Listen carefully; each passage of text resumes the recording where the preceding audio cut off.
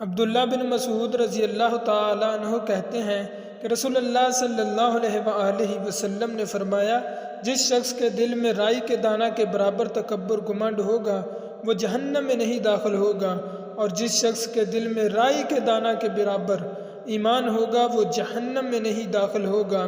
ابو سعید خدری رضی اللہ تعالیٰ عنہ کہتے ہیں کہ رسول اللہ صلی اللہ علیہ وآلہ وسلم نے فرمایا، جب اللہ تعالیٰ مومنوں کو جہنم سے نجات دے گا اور وہ امن میں ہو جائیں گے تو وہ اپنے ان بھائیوں کی نجات کے لیے جو جہنم میں داخل کر دیے گئے ہوں گے اپنے رب سے ایسی بحث و تکرار کریں گے، کسی نے دنیا میں اپنے حق کے لیے اپنے ساتھی سے بھی ویسا نہیں کیا ہوگا۔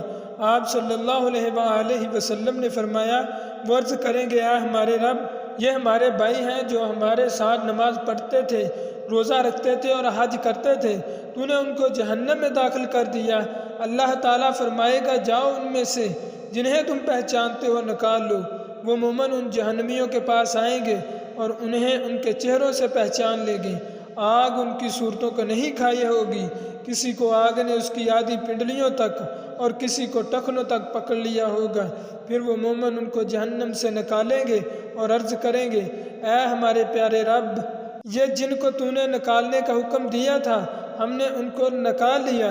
پھر اللہ تعالیٰ فرمائے گا، جس شخص کے دل میں 1 دینار کے برابر ایمان ہو اس کو بھی جہنم سے نکال لو۔